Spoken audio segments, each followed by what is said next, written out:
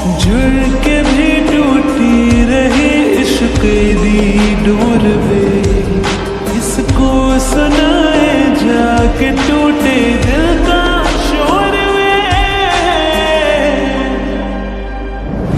माहिर वे